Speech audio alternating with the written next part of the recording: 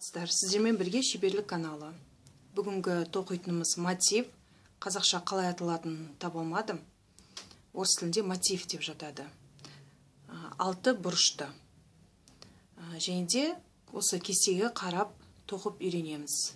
Біріншіден тоқуды үйренеміз, екіншіден кестені қалай оқуға болатындығы. Онда бастайық. Бірінші қадам 6 тізбек аламыз. 2 түсті жіпті таңдадым мен. Біріншісі бұл ақ. Қалай тізбекті алуға қатысты алдыңғы видеоларда бар. Кіріп көрсеңіздер болады. Бұл видео енді үйреніп жүргендерге арналған. 1, 2, 3, 4, 5. Және соңғысы 6. Енді осыны қосамыз.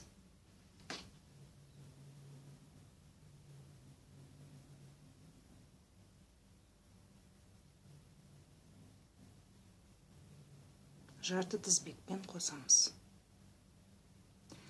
Артық тұрған жіпті арасына қосып берсек болады. Енді кестенің осы жерінен басталады оқылуы. Енді биіктігін аламыз. 2 тізбек.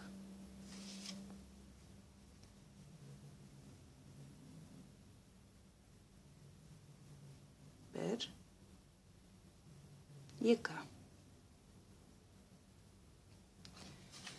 Кейінгі қадамымыз бұл бір орамды бағананың 16-сын жасау керек. Бізден биіктігімен біреуі саналады, енді 15-ін жасап шығамыз. Ораймыз жібімізді. Және де жаңағы істеген сақинаның ортасынан кіргізіп, осылайша шығарып, орап, мінекей. Тағы орап, не екеуі дайын болды. Тағы да. Мен жай көрсетейін. Сіздер көріп үлгеру үшін. Үшеу.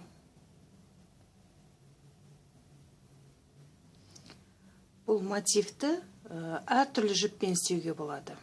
Мысалы, үйде кейде тоқыған жіптерден қалып жатады, қалдықтар. Солармен бірге өзінің фантазияларыңыз қосып жасауға болады. Мысалы, мотивтің қанша қатары бар. Сонша әртүрлі жіппен істеуге болады.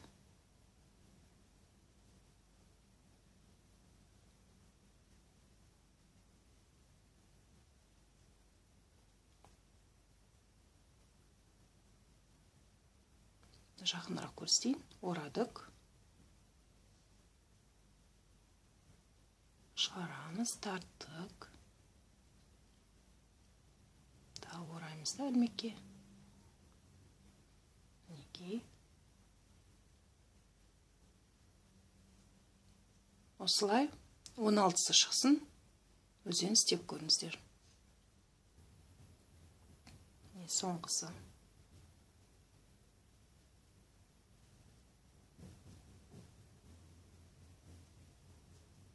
Осылайша. Кейін екінші жіпті аламыз. Мысалы, кестенің екінші қатарын тоқимыз. Ол үшін жарты тізбек, тағы да биіктігі қайталанады. Қазір мен екінші жіпті алам. Оны орап, және де жерде біз алдында биіктігін 2 тізбек алған едік, ең соңғысына кіргізіп, екінші жіпті осылай тартып алсақ болады.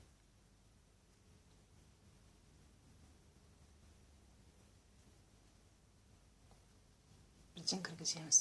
Және де ақ жіпті үзбей тұрсақ болады. Мінекей, енді біз бастадық екінші жіппен. Мына жерде кестедегі 2 тізбек алынады. 1, 2. Бұл жерде де 16 бір бағаналы орам. Алдыңғысындай қайталанады. Бірақ бұлардың арасында бір тізбек болу керек.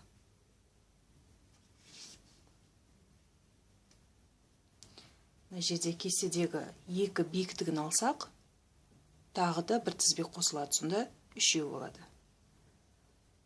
Үшіншісін алдым. Ораймыз. Жерден кіргіземіз. Бас жағаға көктің осынысын қосып жіберсек болады арасына. Ол үшін орайық. Және жерден шығарамыз.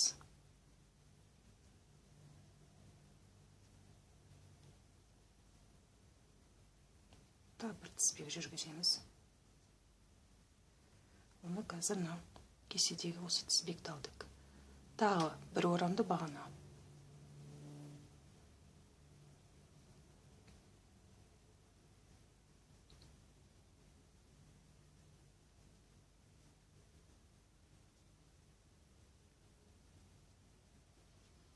Интернет ашып көрсеңіздер, осындай кестелер өте көп.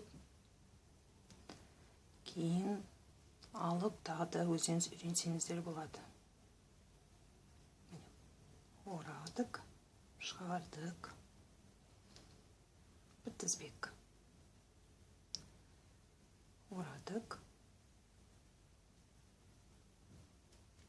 Шыққа кіргіздік.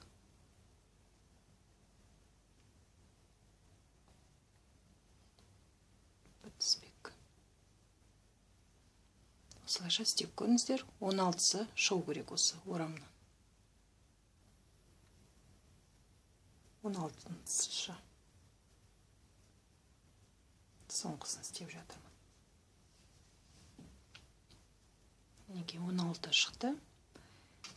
Енді кестенің үшінші қатарын тоқимыз. Тағы да қайталанады. Жарты тізбек, кейін 2 тізбек биіктігі болады. Ал мына өрнек қалай істейтінін қазір көрсетемін. Ол үшін тағы да мен ақ жіпті аламын.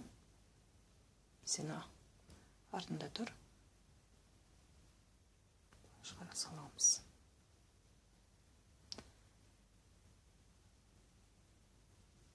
Және көк жіпті сәл тартып қойсақ болады. Жер тартылады сонда. Жарты тізбек биіктігі.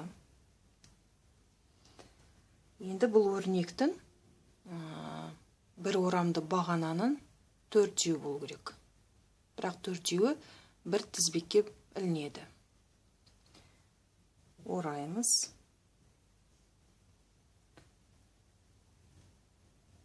Шығардық. 1.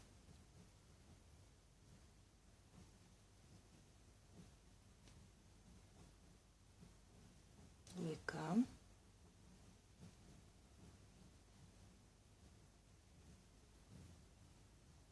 3. Бірақ биіктігімен 4-еу болып тұр. Осылайша 4-еуін бір тізбек қыламыз. Мінекей. Өрнегіміз мотивіміз әдемі болып жатыр. Кейінгі қадам 3 тізбек алынады. 1, 2, 3. Мінекей. Тағы қайталаймыз. 4. Бір орамды бағананың 4-еуін. 1-еу. Жен сәл тартсаңыздар да болады. 2. 3.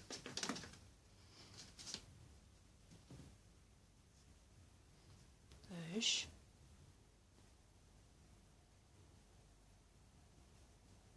4-еу. Bir tizbek. үш тізбек жасаймыз.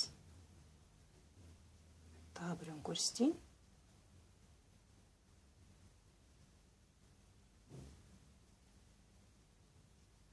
Бір,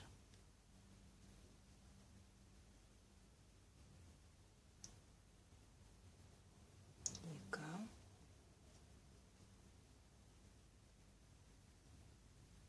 үш,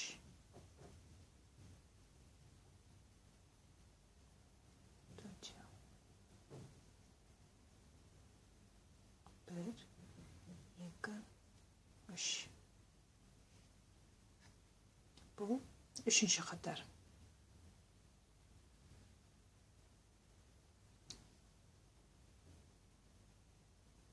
Енді соңына дейін істеп көріңіздер.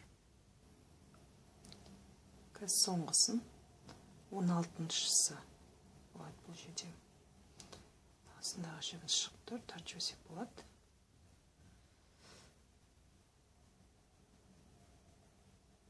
Бір,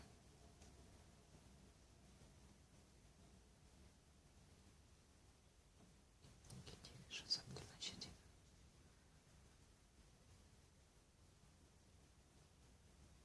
Екі,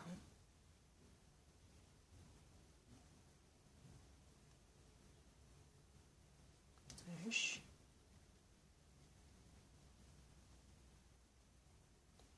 төртіншісі.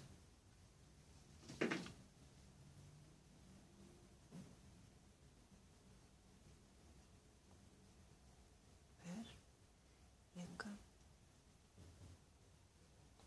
үш. Енді соңғы қатарымыз.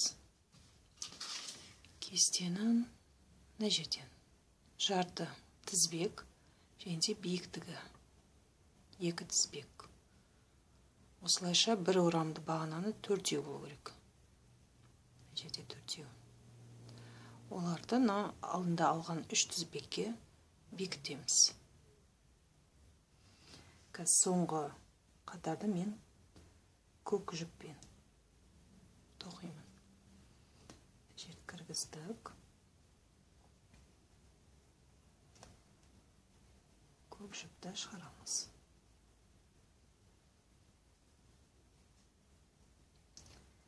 Енді бізге ақ жіп керек емес болғандықтан қиып тастасақ болады.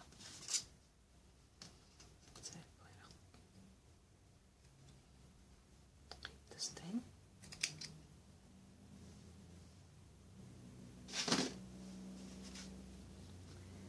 Және де ақ жіпті сәл тартамыз да арасына көк жіберейік.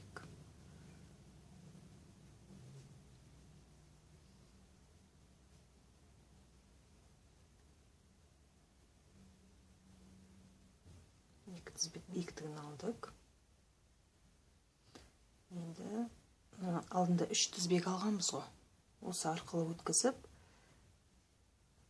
кестедегідей бір орамды бағананың 3-еуін аламыз.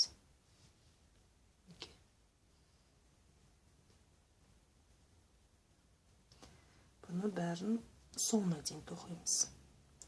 Бір,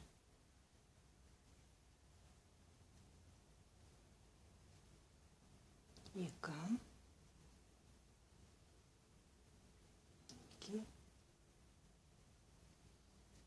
үш. Кейінгісін мына жерді қалдырып, кейінгі 3 тізбекке тағы да 4-еуін аламыз. А ортасында ешқандай тізбек жоқ.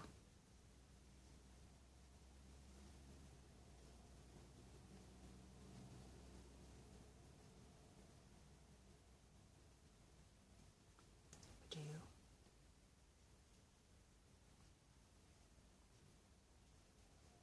екі, үш,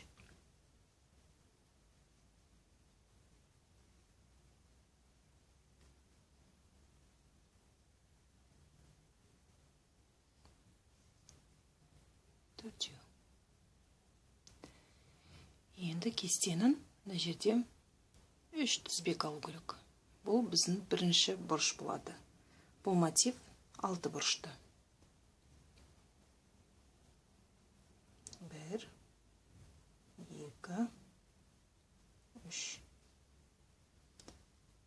дәл осылай қайталана береді. Мына жерден аламыз. 4 болу керек бір орамды бағананың соңына дейін тоқимыз. 1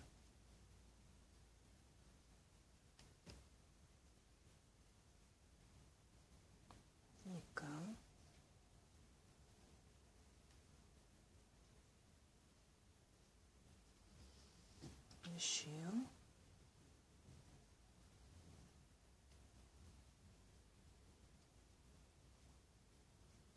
3 4 тағы да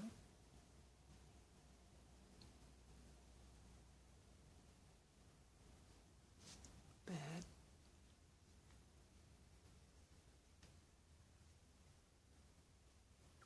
2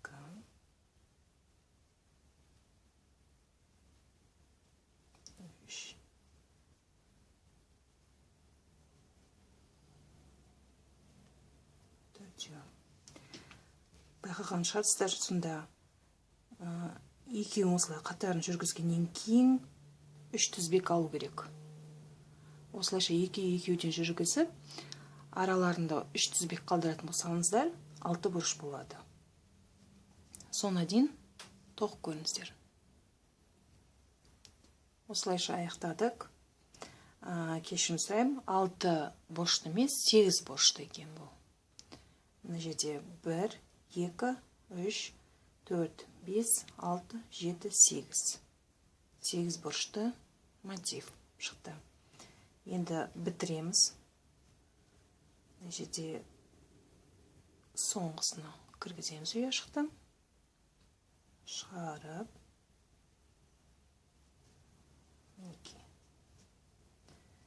Енді 40-та сөйлесек болады.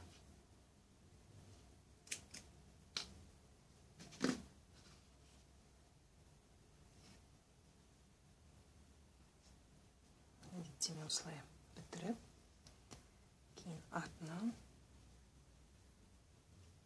тастауға болады.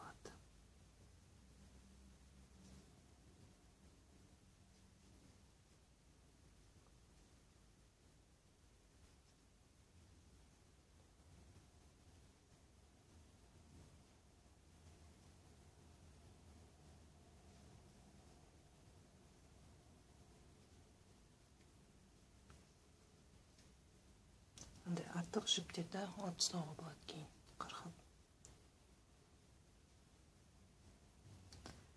Арасына кіргізіп тастайық. Bir кіргізейік.